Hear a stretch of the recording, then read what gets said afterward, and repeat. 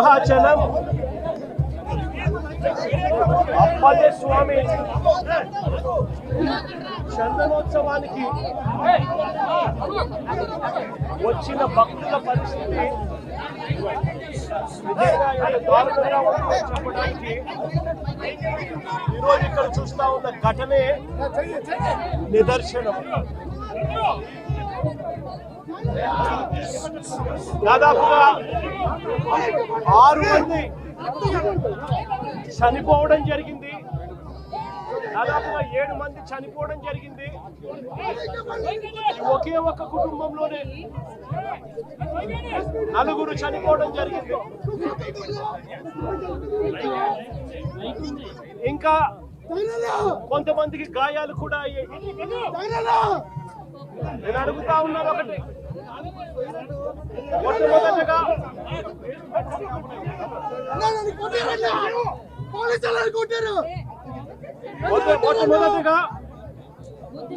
మొట్టమొదటిగా ఈ కుటుంబాలకు నా ప్రకారం సానుభూతి తెలియజేస్తా ఉన్నాను. చనిపోయిన వారికి, వారి కుటుంబాలకు మంచి జరగాలని, వారి ఆత్మ చనిపోయిన వారి ఆత్మలకు శాంతి రావాలని దేవుణ్ణి కూడా ప్రార్థిస్తా ఉన్నాను. ఈ ఘటనను చూస్తే,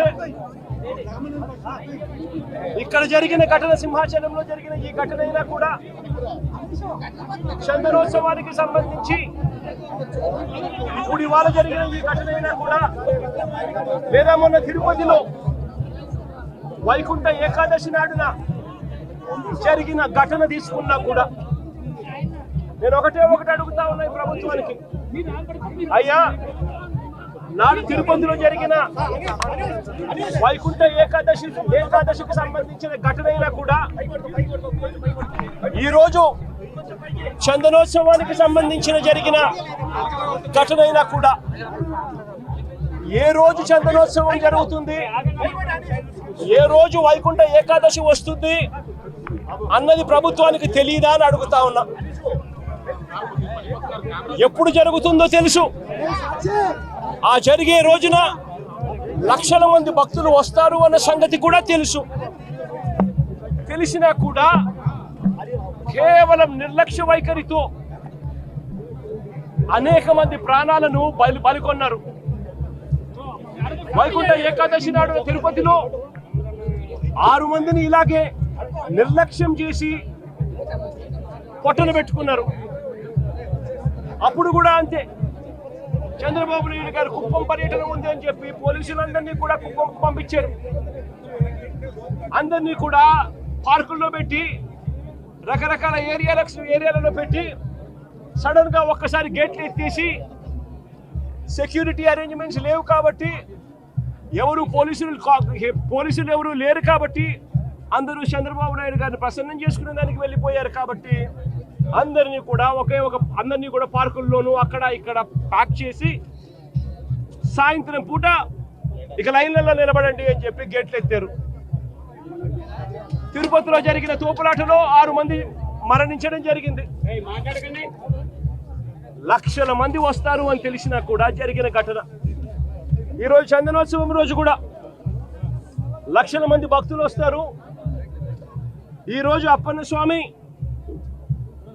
నిజ రూపంలో దర్శించుకోవచ్చు అప్పన్న స్వామిని అని లక్షల మంది భక్తులు ఈరోజు వస్తారు అని తెలిసినా కూడా దారుణమైన అరేంజ్మెంట్స్. చాలా మంది చెప్తా ఉన్నారు, కనీసం టెంపరీ టాయిలెట్లు కూడా లేవు, క్యూలలో నిలబడిన వాళ్ళకి నీళ్లు లేవని కూడా చెప్తా ఉన్నారు. ఘటన జరిగిన స్థలాన్ని ఒకసారి చూస్తే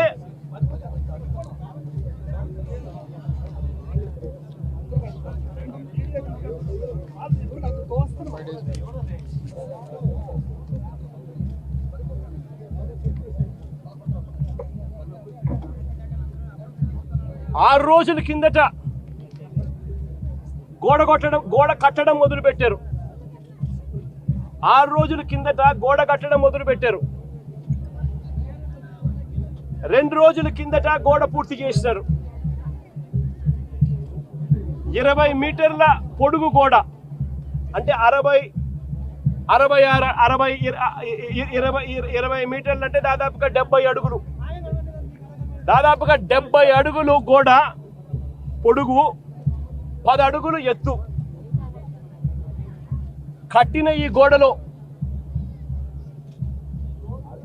4 రోజుల్లో ఈ గోడ కట్టారు.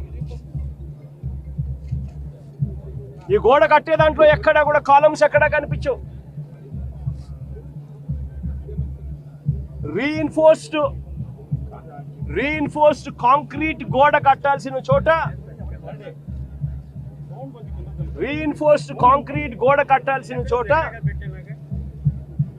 కనీసం ఎటువంటి టెండర్లు కూడా పిలవకుండా మంత్రులు పర్యవేక్షిస్తున్నారు అని అంటారు. 5 మంది కమిటీ సభ్యులు అంటారు, వస్తారు, పర్యవేక్షించినారు, చూసినారు, గోడ కట్టడానికి పర్మిషన్ ఇచ్చినారు. 6 రోజుల్లో గోడ కట్టారు. టెండర్లు కూడా పిలువకోకుండా కట్టేసేయండి అని చెప్పి కట్టేశారు. నేను అడుగుతా ఉన్నా,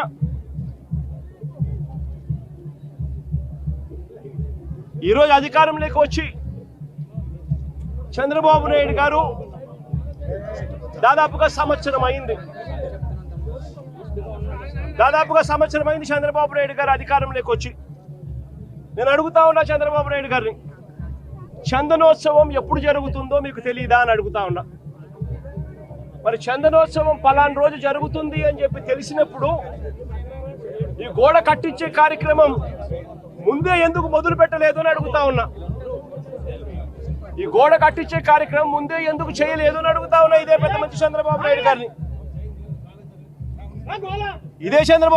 అడుగుతా ఉన్నా.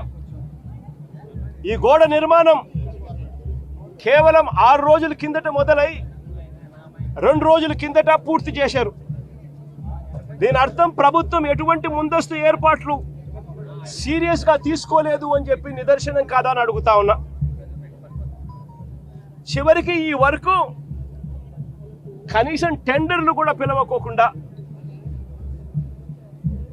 ఇష్టం వచ్చిన వాళ్ళకు వర్క్ ఇచ్చేసి ఇష్టం వచ్చిన పద్ధతిలో కట్టించే కార్యక్రమం చేయడం ధర్మమేనా అని అడుగుతా ఉన్నా.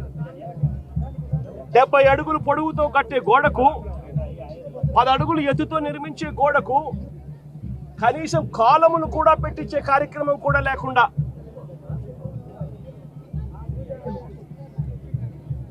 ఇటుకలతో, సిమెంట్ బ్లాక్స్ తో,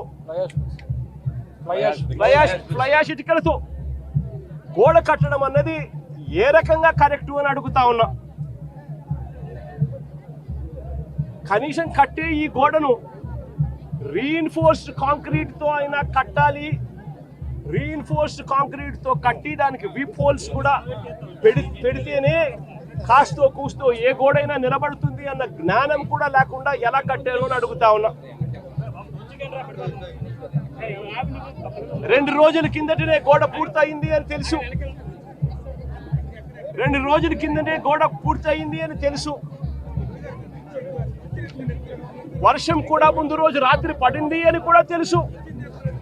మరి తెలిసినప్పుడు ఇన్ని లక్షల మంది క్యూలో గోడ పక్కనే ఎలా వాళ్ళు క్యూలో నిలబడేట్టుగా చేశారు అని అడుగుతా ఉన్నా. ఇదే పెద్ద మనిషి చంద్రబాబు నాయుడు గారిని.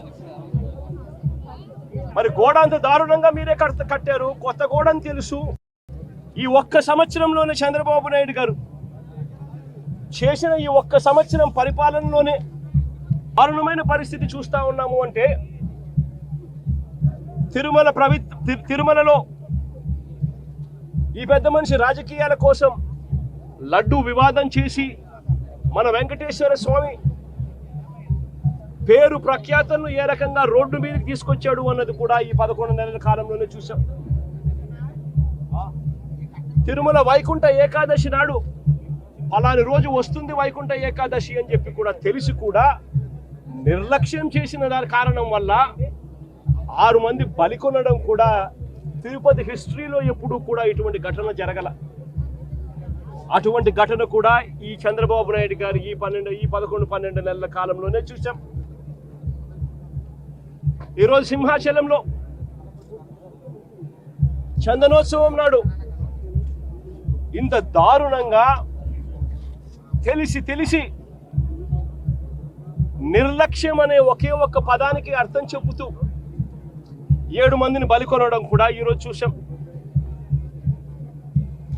ఈ మధ్య కాలంలోనే శ్రీకాకుళంలో శ్రీకూర్మంలో, అది కూడా శ్రీకూర్మం గుడిలో కూడా ఏ రకంగా తాబేళ్లు చనిపోవడం కూడా మన కళ్ళెదుట చూసాం. తిరుమలలో గోశాలలో ఏ రకంగా గోవులు చనిపోవడం కూడా మన కళ్ళెదుటే చూసాం. చంద్రబాబు నాయుడు గారు ఈ 11-12 నెలల పాలనలోనే